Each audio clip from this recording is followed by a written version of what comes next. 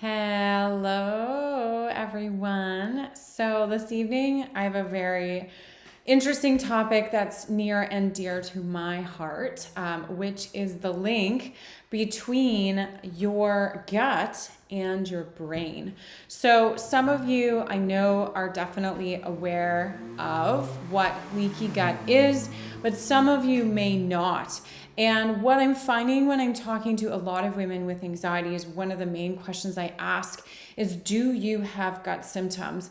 And a huge chunk of women that I'm speaking to actually have significant gut symptoms, whether it's chronically loose stools, whether it's undigested stools, whether it's stomach aches or, not going to the bathroom enough or going to the bathroom too much, or the minute they get anxious, they feel it in their stomach. And I think the message that a lot of conventional practitioners are saying is, the anxiety starts in your head, you become really anxious, and then that causes a lot of issues with your gut. And so it's sort of like shoved off. The gut issues are shoved off as, that's not a big deal. It's just related to my thinking and I don't need to work on this.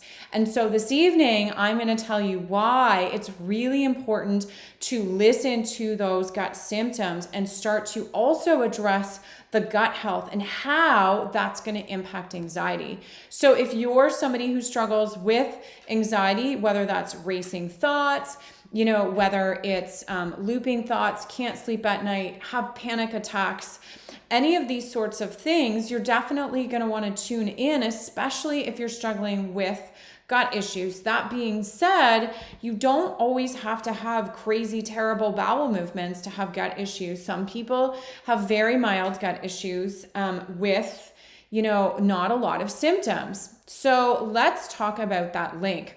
And this link actually is something that I find with a lot of my clients. I actually ran a GI map, which is a very in-depth stool test on somebody who had extreme anxiety and had done a lot of work on her mindset. So she'd worked with various different practitioners before coming to see me, and she'd had like a lot of bloating and things like that. And what we found actually was a ton of infections going on in her gut. And these infections actually explained a lot of the anxiety that she was experiencing. But you actually don't have to have infections to have some significant gut issues going on. And, any sort of foods that you're eating that are causing an immune response, or processed foods, gluten and dairy, all of those things can really impact you. So let's take a minute and go into what that is and why it's important to understand this is, shifting your mindset around how to address your anxiety and going in at an angle that you haven't thought about before can actually create massive change in a way that you really might not have thought about. And this is definitely something that I talk about and we go into in a lot more depth in my 12-week program called the Holistic Anxiety Fix. And the gut is definitely, I see we have a like here. The gut is definitely something that is a key focus of that program, because I'm finding with a lot of women that I work with, gut is actually where a lot of this is happening. And it becomes a vicious cycle. So the first thing that we see stress, right? And so I know when you're stressed, you're either going to do, probably one of two things. You're either going to go to that comfort food and you're going to eat to comfort yourself and then feel a bit guilty afterwards, or bloated or overwhelmed, or you're not going to eat enough. But stress, no matter how we look at it, absolutely impacts our diet in terms of what we're eating and that kind of thing. So environmental changes are also going to impact our diet. And all of these things, environment and stress, they actually change our microbiome. So our microbiome is all of those little gut bugs that are healthy and really help to support our entire system. And so what we know is that something like 90% of serotonin is actually made in the gut. And there are certain microbiome imbalances that can be actually linked directly to the brain. So when we get shifts in the microbiome, what happens is we actually get leaky gut. And leaky gut is where that one cell wall, that cell wall, sorry, that's one cell deep, becomes leaky.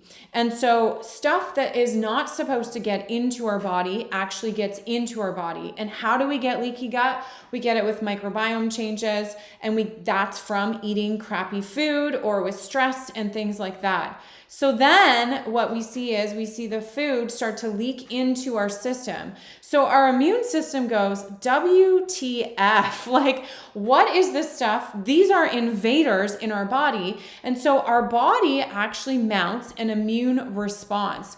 And when we get an immune response, then we get a lot of stress and in the body, right? So our body is stressed. We're like, oh my goodness, invaders. So I always like to think of like an army kind of getting prepared, like Braveheart army, right? It's like getting prepared to attack.